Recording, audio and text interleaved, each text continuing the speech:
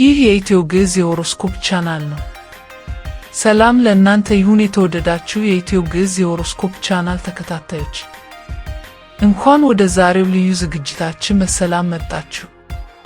ይህ የኢትዮ ግዕዝ የሆሮስኮፕ ቻናላችሁ ነው። በየጊዜው አዳዲስና ትክክለኛ የኮከብ ትንበያዎችን፣ የባህሪ ትንታኔዎችንና ከመንፈሳዊ እድገት ጋር የተያያዙ መረጃዎችን ይዘንላችሁ እንደምንቀርብ ይታወቃል። ዛሬም እንደተለመደው እጅግ ጠቃሚና ልባችሁን በተስፋ የሚሞላ መረጃ ይዘን ቀርበናል።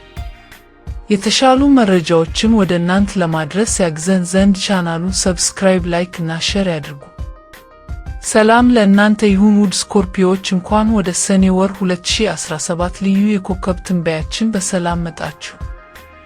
ስኮርፒዮዎች፣ እናንተ በተፈጥሯችሁ የጥልቀት የስሜትና የምስጢር ሰዎች ናችሁ። እናም ይሄ ሰኔ ወር ለእናንተ በመንፈሳዊ መነቃቃት፣ በግንኙነቶች የተሞላ አስደናቂ ጊዜ ይሆናል።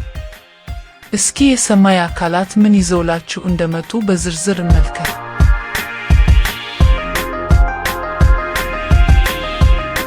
አጠቃላይ የወሩ ሁኔታ። በዚህ ሰኔ ወር የስኮርፒዮናዊ ተፈጥሯችሁ ውስጥ ናችሁ። እስከ 20ኛው ቀን ድረስ ፀሐይ በጀሚኒ እና በእናንተ የቅርብ ውስጥ እይታ 8ኛ ቤት የስኮርፒዮ ቤት ውስጥ በኃይለኛ ሙቀት ትዘዋወራለች። የኬሚስትሪ መሳሳብ ወደ እውነተኛ ግንኙነት ሊያድግ ይችላል። ሌሎች ደግሞ ሕይወት አልባ የሆኑ ግንኙነቶች በመጨረሻ የመሰበር ነጥባቸው ላይ ሊደርሱ ይችላሉ። የጁፒተር የነጻነት ማዕበል ሰኔ 9 ጀምሮ ቅርብን እየናፈቃችሁ ሳለ በሰኔ 9 ጁፒተር ከ2014 ወዲህ ለመጀመሪያ ጊዜ ወደ ካንሰር ሲገባበት ትልቅ የነጻነት የኃይል ማዕበል ለመንበሽበሽ ተዘጋጁ። የዘጠነኛ ቤት መነቃቃት። ዘጠነኛ የጉዞ፣ የንግድ ሥራ እና የከፍተኛ ትምህርት ቤታችሁ እስከ ሰኔ 30 2018 ድረስ ከጁፒተር አስደሳች የሆነ ግፊት ሲያገኝ ከምቾት ቀጠናችሁ ወጥታችሁ ለማደግ ጊዜው አሁን መሆኑን ያመለክታል። የጉዞ ጅማሮ ጉዞ በሰኔ 20 ፀሐይ ከጁፒተር ጋር በካንሰር በክረምት መጀመሪያ ቀን ላይ ስትቀላቀል ቀድሞውኑ ሊጀምር ይችላል። ከዚያም በ24ኛው አስደናቂ ቀን ሲጣመሩ ቅርንጫፎችን ዘርጉ። ስኮርፒዮዎች፣ ቅርንጫፎቻችሁን ዘርጉ። በተለያዩ ማህበራዊ ሁነቶች፣ በትምህርት መስጫ ተቋማት፣ በተለያዩ ግንኙነታችሁን ከፍ በሚያደርጉ ክስተቶች ራሳችሁን አሳትፉ። የወሩ አጋማሽና አስተዳደራዊ ተግባራት በሰኔ 15 እና 18 ጁፒተር ከሳተርን ከዚያም ከኔፕቱን ጋር ከአደባባይ ሲፈጥር በዚህ ወር አስተዳደራዊ ተግባራትን መቋቋም ሊኖርባቸው የሚችልባቸው ቀናት ናቸው። ለዝርዝሮች ትኩረት ስጡ እና የትንሽ ነገሮችን አስፈላጊነት አቅልላችሁ አትመልከቱ። ነፃነት ማለት ብቸኝነት አይደለም። እናም አስታውሱ፣ ነፃ መሆን የግድ ብቻ መሆን ማለት አይደለም። ጀብድ ፈላጊው ማርስ በሰኔ 17 ወደ ቪርጎ ሲገባ እስከ ነሐሴ 6 ድረስ በማህበረሰባዊ 11ኛ ቤታችሁ ውስጥ ይንቀሳቀሳል። የህልም ቡድናችሁ መፈለግ ጀምሩ፣ ወይም ከህይወት ላይ ጊዜ የማይሽረው ብልህ አመለካከታችሁ ከሚጋሩ አንቀሳቃሾችና ተጽዕኖ ፈጣሪዎች ጋር ራሳችሁን አቀናጁ። የተሻሉ መረጃዎችን ወደ እናንተ ለማድረስ ያግዘን ዘንድ ቻናሉን ሰብስክራይብ፣ ላይክ እና ሼር ያድርጉ።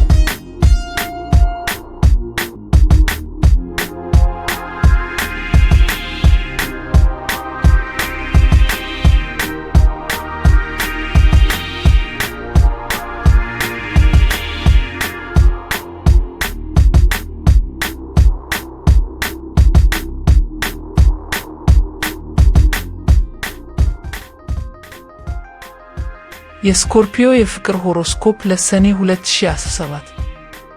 አሁን ደግሞ ለጥልቅ ስሜት ባለቤቶች ስኮርፒዮዎች ወደ ፍቅር ጉዳይ በዝርዝር እንግባ። የጋለ ስሜት ያላት ቬነስ በታውረስ እና በእናንተ 7ኛ የቁርጠኝነት አጋርነት ቤት ውስጥ ስትዝናና ስሜቶቻችሁ በዚህ ሰኔ ወር ከቶንም ለብ ያሉ አይሆንም። የሌላውን እርግጠኛ አለመሆን መመርመር። የሌላ ሰውን እርግጠኛ አለመሆን ከተሰማችሁ ለምን እንደሆነ ለማወቅ ፍላጎት ሊያድርባችሁ ይችላል። የእሴት ልዩነቶች። የእሴቶቻችሁ ልዩነት ላይ ትክክለኛ ስጋቶች ሊኖራቸው ይችላል። ምናልባትም በአንድ አከራካሪ ነጥብ ዙሪያ ለመደራደር ፈቃደኛ እንደሆናችሁ ትንሽ ተጨማሪ ማረጋገጥ ያስፈልጋቸው ይሆናል። የአጋር ፍላጎት። ጉዳዩ ምንም ይሁን ምን አሁን ለጊዜያዊ ግንኙነቶች ቦታ የምትሰጡበት ጊዜ ላይ አይደላችሁም። የቡድን አጋር፣ የነፍስ ጓደኛ የሚሆን ቋሚ አጋር ትፈልጋላችሁ። አንድ ሰው ባላችሁበት ሊቀበላችሁ ዝግጁ ከሆነ ጨዋታው ተጀምሯል ለማለት ያስደፍራል። የኃይል ጥንዶች ቅሪት እስከ ሰኔ 17 እናም በሰኔ የመጀመሪያ አጋማሽ በአእምሮአችሁ ውስጥ የሚጨፍሩትን እነዚያን የኃይል ጥንዶች ቅሪት ለመከተል ነፃነት ይሰማችሁ። እስከ 17ኛው ቀን ድረስ ነገሮችን የሚያከናውነው ማርስ በሊዮ እና በእናንተ ግብ አሳካሽ 10ኛ ቤት ውስጥ መጓዙን ይቀጥላል። ይህም በፍቅር ረገድናችሁ ነው። ስኬት እና ተነሳሽነት። ስኬት ያነቃቃችኋል ከተነሳሽነት ጋር። ስለዚህ ማን እየተነሳ እንደሆነ እና ወደ እናንተ እየቀረበ እንደሆነ ትኩረት ስጡ። ለጥንዶች የቀጣይ ምዕራፍ እቅድ።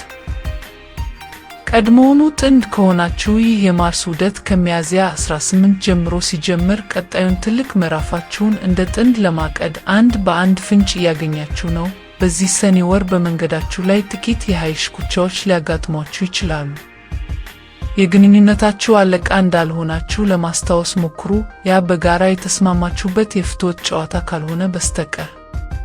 የውጥረት ጊዜ በሰኔ 9 አካባቢ ቬነስ ከጠፈር ተባባሪ ገዢያችሁ ፕሉቶ ጋር በአኳሪየስ እና በእናንተ መሰረታዊ 4ኛ ቤት ውስጥ ስትፈጥር ለውጥረት ተዘጋጁ። የቤተሰብ ጉዳይ ወይም የቆየ ስሜት። የቤተሰብ ጉዳይ ወይም የቆየ ስሜታዊ ቅሪት የፍቅር ፍሰታችሁን ሊያደናቅፍ ይችላል። የተጋላጭነት ፍርሃት ወይም ምናልባት ነገሮች ጥሩ እየሆኑ ሲመጡ የተጋላጭነት ፍርሃታችሁ እየተቀጣጠለ ሊሆን ይችላል። እውነታን መጋፈጥ። የማይከላከልን ነገር ለመከላከል ጊዜ አታባክኑ። እውነተኛ ቅርብ ከፈለጋችሁ አንድ ሰው እንዲያያችሁ መፍቀድ አለባችሁ፣ ጥላዎቻችሁንና ሁሉም ነገር። የማርስ የትብብር ኃይል ከሰኔ 17 በኋላ ማርስ ወደ ቨርጎ እና ወደ እናንተ የትብብር 11ኛ ቤት ይገባል። ይህም እስከ ነሐሴ 6 ድረስ ወደ ሰዎች መመለስን ያመጣል። የምድር ምልክቶች ስምምነት። ቬነስና ማርስ አሁን በአጎራባች የምድር ምልክቶች ውስጥ ሲሆኑ የሰኔ ሁለተኛ አጋማሽ አረጋጋጭም ማህበራዊም ነው። ፍቅር ከጓደኞች ወይም ከማህበራዊ ተልዕኮ። ፍቅር ከጓደኛ ቡድናችሁ ወይም በማህበራዊ ተጽዕኖ ተልዕኮ ውስጥ ካላችሁ ተሳትፎ ሊወጣ ይችላል። ለጥንዶች የጋራ ዓላማ። ጥንድ የሆኑ ስኮርፒዮዎች የጋራ ዓላማችሁን በሚያንቀሳቅሱ እንቅስቃሴዎች አማካኝነት እንደገና ተገናኙ። የግለሰብ ጥንካሬዎችን መጠቀም። ሁሉም ኃላፊነቶች 50 በ50 ለመከፋፈል ከመሞከር ይልቅ በግለሰብ ጥንካሬዎቻችሁ ላይ ተጫወቱ። ከሁሉም በላይ ስኮርፒዮዎች እየተባበራችሁም ቢሆን የምትቆጣጠሩት የራሳችሁ ግዛት እንዲኖራችሁ ትወዳላችሁ። የተሻሉ መረጃዎችን ወደ እናንተ ለማድረስ ያግዘን ዘንድ ቻናሉን ሰብስክራይብ፣ ላይክ እና ሼር ያድርጉ።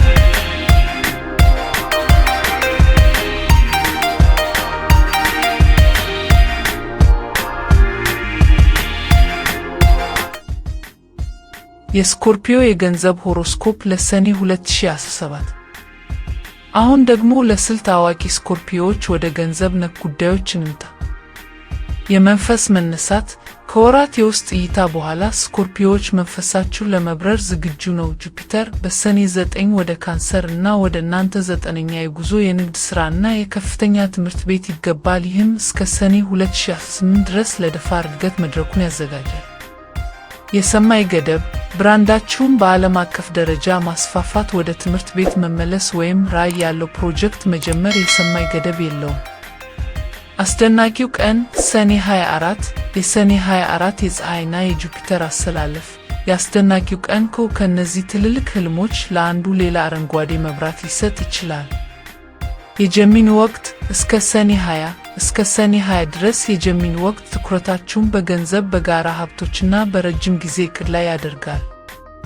የሳጁታሪየስ ሙሉ ጨረቃ ሰኔ 11። የሳጁታሪየስ ሙሉ ጨረቃ በሰኔ 11 በሁለተኛ የገንዘብ ቤታችሁ ላይ ያበራል። ይህም ክፍያ፣ አዲስ ደንበኛ ወይም ለረጅም ጊዜ ሲጠበቅ የነበረ የደሞዝ ጭማሪ ሊያመጣ ይችላል። የካንሰር አዲስ ጨረቃ ሰኔ 25። በወሩ መጨረሻ የካንሰር አዲስ ጨረቃ በሰኔ 25 በንግድ ሥራ ሕይወታችሁ ውስጥ አዲስ ምዕራፍ ያስጀምራል። በእድገት ላይ ኢንቨስት ማድረግ። በእድገታችሁ ላይ ኢንቨስት አድርጉ፣ በገንዘብ፣ በትምህርት ወይም በመንፈሳዊ አዲስ ዳርቻዎች። አስተማማኝ ወደቡን ስትለቁ ወደ አዲስ ዳርቻዎች የሚወስዳችሁን ንፋስ ታገኛላችሁ።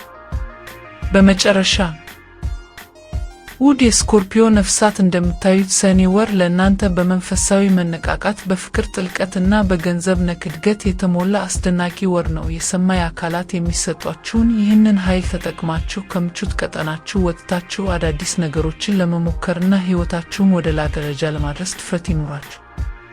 ለዛሬ ያዘጋጀላችሁ የስኮርፒዮ ወርሃዊ ትንበያ ይህንን ይመስል ነበር። ቪዲዮውን ከወደዳችሁት ላይክ፣ ሰብስክራይብ እና ሼር በማድረግ የቻናላችን ቤተሰብ ይሁኑ። በቀጣይ የኮከብ ትንበያ እስከምንገናኝ ድረስ በያላችሁበት ጥልቀት ኃይልና መንፈሳዊ ብርሃን ከእናንተ ጋር ይሁን።